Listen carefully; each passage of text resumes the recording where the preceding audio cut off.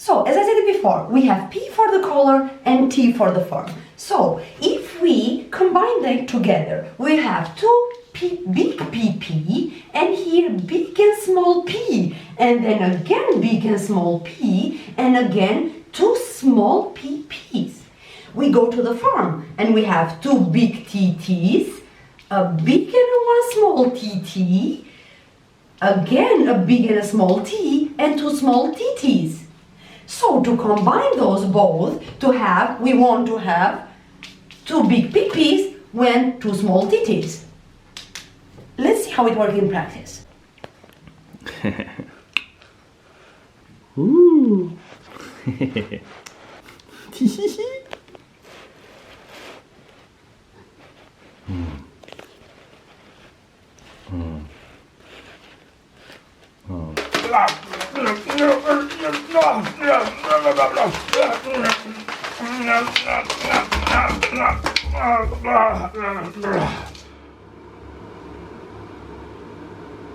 A few months later.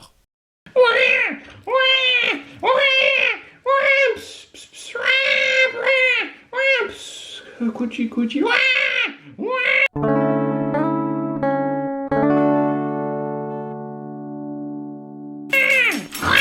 Come on, please be quiet. Come on, please help me. Just take him video to make, please.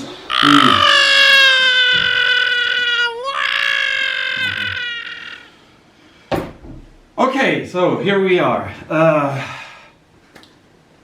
Genotype. Sorry, I need a break. So, where were we? Genotype. Genotype is a game by John J. Coveyou, Paul Salomon, and Ian Zang. Thank you, Box. It's a game that can be played by 1 to 5 people, although the solo is, let's say 2 to 5. It is played in anywhere between 45 minutes, 1.5 hour-ish, depending on how many players you are playing with, and it's at its core a mix between worker placement game and dice drafting game. Let's get to it. We will be setting up a game of 4 players of Genotype. To set up the game, you will first need to put the offspring dice to their respective colored part of the board next to it, as well as the parent gene tiles. Every other type of components, like the coins as well as the trait markers, will just be put somewhere next to the board where everyone can reach them. One coin is put next to each parent gene track. You will have to put the abacus tokens, as shown here on the darkened abacus spaces. The different research upgrades, being the additional dice slot, the extra plot of land, as well as 3 assistants face up next to the board. Then you will fill up the nursery, depending on how many players are playing, by filling them up with pea plant cards. Since we will be playing with 4 players, we have to fill it up completely and put the rest of the cards next to the board. Next, the tool shed will need to be filled up, similarly to the nursery, with tool cards, depending on the number of players as shown. Finally, every player will receive one own board representing garden plots and dice slot, as well as all of their wooden components in their own color, 1 coin, and 2 of the shovels need to be put on this space here. So in a 4-player game, you will have 2 shovels per player color as shown here. Finally, each player receives 3 P cards randomly from the deck, takes 1 of them to put immediately on a garden plot, 1 of them to keep for later, and the other one is put back underneath the pile. Then 1 tool is added as well to the hand from the pile. And the first player token is randomly selected and given to one of the players. The game in itself being a worker placement game combined with a dice drafting game, the first phase of every round will be to use your workers, the small shovels that you received. Those can be put in every single of those icons, and we will now go over the different ones that are on the board and on your own board. The game being in essence a worker placement game combined with a dice drafting game, the first phase is the so-called working phase, where you will use your 3 shovels as workers on the different spaces as shown right now, starting with the first player, who has this lovely first player token, and going clockwise after each action. Every shovel you put down will result in an action being taken immediately. The different actions are setting parent genes on any of those 4 in order to take one of the 2 different parent gene tiles and replacing the one shown on the board with the ones that you just took. They are double-sided to show either the small or the big letters that can then replace the one on the board. If you take this action, you can also remove one that was previously put there, but you may not simply flip a tile that is already on the board. The first shift action will allow you to take immediately the coin that is located just above it, and will later on during the dice drafting phase give you priority or first pick of the dice in that color. The second shift space allows you to take, well, second pick of any of the different colored dice that are on the board. You will always go from right to left, and this space is technically infinite. So whoever will put his own worker or shovel next to it will then be the third one, and then the 4th, 5th, and so on and so forth. The set research goal will allow you, if you put it down, to pay 2 money, 2 coins, to then put one of your circled tokens on any of the different types of phenotypes.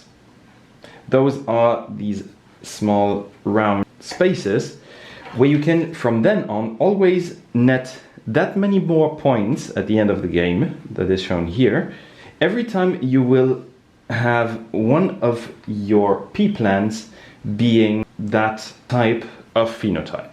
During a round, only a second person may put a second worker, but this one will also cost 3. Once a phenotype has been claimed, it is not possible to replace it. So no one can take the action once every single phenotype has been claimed during the game. The treasury spot will allow you to simply take 2 coins and add them to your own hand. This space may only be taken a second time if there are 4 or more players playing. The university spots allow you to pay 1 coin in order to immediately put down 1 trait marker on your P card. The second time that space would be used, it will cost 2 coins. The nursery, when claimed, allows you to take 2 face-up cards or 1 face-up card, 1 from the pile, or 2 directly from the pile, depending on what you want to do. Those are not refilled. The tool shed action will allow you to take one of the different tools. These are one-time bonuses that can be used during your round. The gardening action is actually 3 different actions taken successively. You will first start by either take one of the pea plant cards or a tool shed card from the different piles.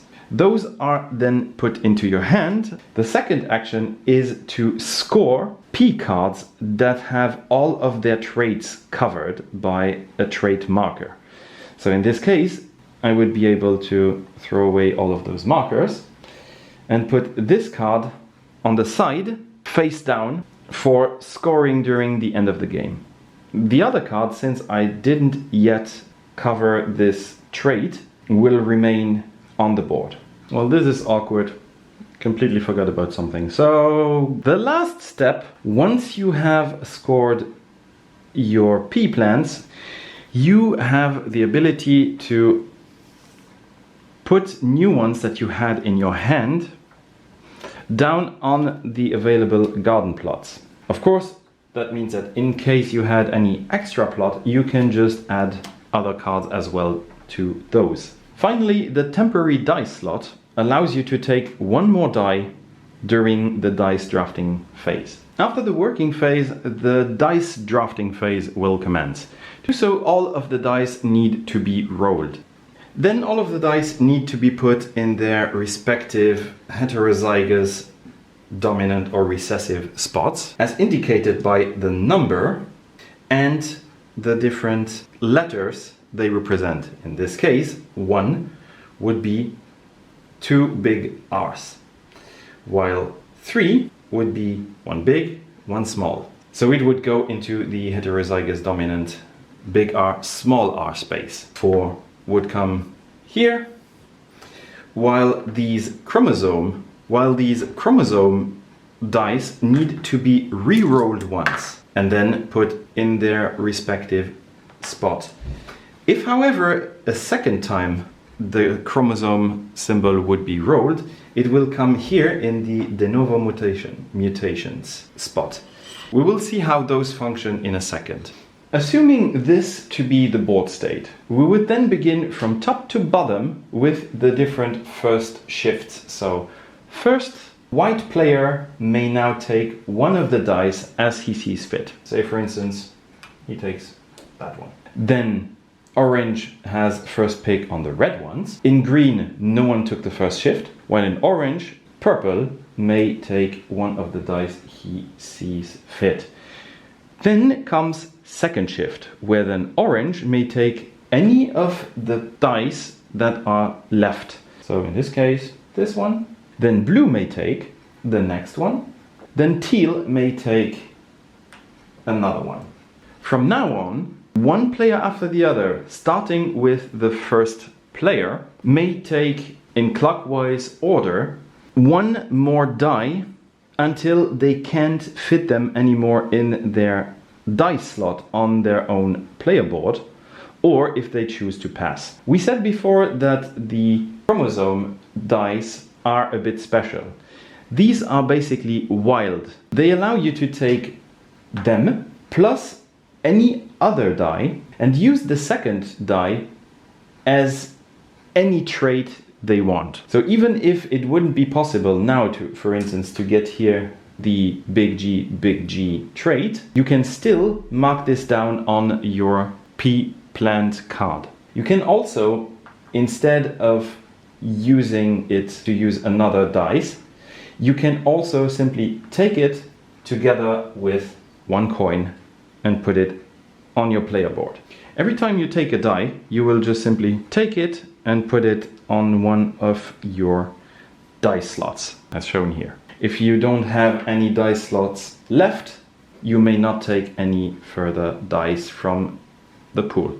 Once the players are done taking turns on taking the different dice they need to put traits on their P-plant cards, players are now allowed to buy new research upgrades. These have now to be taken in reverse turn order. So instead of going clockwise, it will go counterclockwise, starting with the last player in turn. The different research upgrades are as follows. You can either buy a new plot to have one more P-plant card out. You can buy dice slot to be able to take more dice during the dice drafting phase. You can buy action markers, giving you more action possibilities, so more shovels to use during the working phase. And you can also hire assistants. Assistants give permanent bonuses. Every time something is being bought, you need to adjust the price on the abacus, as shown here. So let's say, for instance, white would have bought 1 dice slot, then the abacus marker goes 1 more, and from now on, every new dice slot is 3 coins worth. This would then continue until everyone passed, and once everyone has passed, all of the abacus are put 1 further down the track, becoming less expensive during the next round. Then the cards are refilled, the round tracker increases by 1. At the end of the game, at the 5th round, a further harvest will be done as if everyone had taken 1 more gardening step at the end of the game. Finally, we get to scoring. Once the last harvest has been done, everyone counts up all of their finished pea plant cards by totaling the number on the top left together. Cards that have not been used or been put down are simply discarded. Those don't give any points. Then from all the finished cards, you will have to check the different traits and whether or not you have had the phenotype bonus for it. Then for every trait that you have had on a not finished plant, you will also gain 1 more victory point. Finally, all of the coins that you haven't spent at the end of the game will also be worth 1 more point. These can be tracked on the backside of the player board. You have here the possibility to just take 1 of your tokens and put down how many points you had. Play around! So we set the game up for a 2-player game. And I'm the Obviously. first player. First player, exactly. So, start. First thing that I will do, take 2 money. Money. Outright money. But I will still take the first shift for Second the color. thing that I will do is the set a research goal. Immediately. Well then, put it down. Where do you want it? I could put it here. I'll take a few out of the nursery. Okay, then I will do that. Your first pick. But my problem is that, Yeah, you don't have a double R. yeah, A double big R. big R. Yeah, so you can still take that one. No, but that means... That's 2 slots, exactly. Okay, I will pass. So then, my first shift, and I will take the big F, small f. Then, it's your turn. Although... Yeah. That one. And with that, I will take 3 cards. Okay. 5. 5 cards and keep 2. Yeah, and keep 2. And then... Well, I can place 1, right? Mm-mm. No. Shit, because my plan was to place 1 and then use that. You can only place during gardening, and I forgot to mention that. Okay, then I'm done. So we did all of that. Now we will continue with buying. I start, because reverse order. And I will buy a dice slot. So now the dice slot is worth 1 more. Then I will buy 1 more action. Take everything back. We used. And now you are the Shovels. first player. And I am first player now.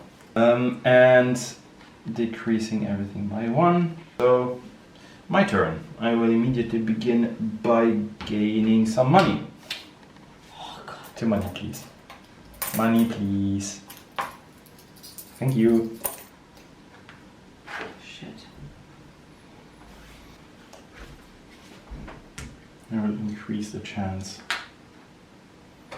Thank you. of big R's. I will just take a card. Mm-hmm. And I will prefer to have 1 here. That gives me again seed bags.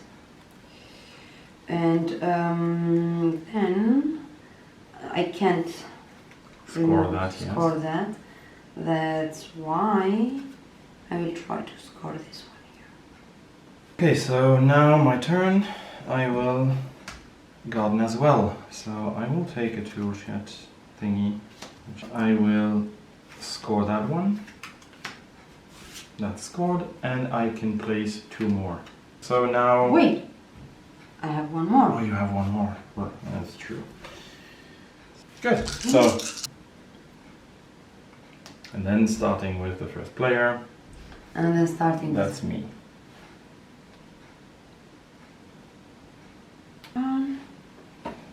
and that's count 2.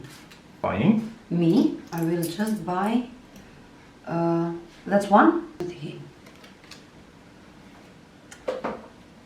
So, a new assistant's coming up. Sister Maria. Okay.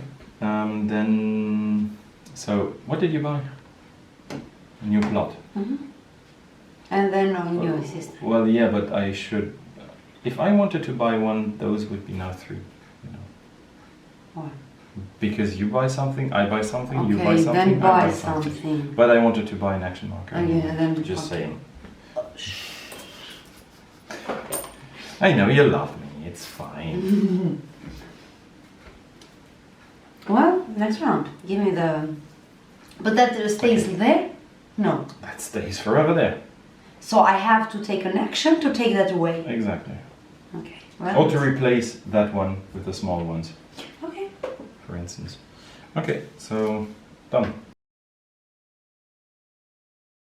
So, full disclaimer, we got that game like 3 days ago. So we didn't play it often up until now, but what we can say, it's pretty engaging. It's got a lot of different interlocking mechanisms that work really well. I really like the part of the dice drafting game. It's actually pretty cool. It's very intuitive. It's not very complicated, even though the rules seem to make it complicated. It's actually really just plopping down your shovels and doing stuff. So in that sense, it's relatively straightforward. What I'd like to say is, from what I read from the solo rules, even though right now solo would kind of be not too bad because of COVID and stuff, being at home alone and whatever. Because basically you are just adding 1 fake player to make the whole board a bit more crowded, and it doesn't seem very compelling. I'm rambling, but in total, it's kind of cool.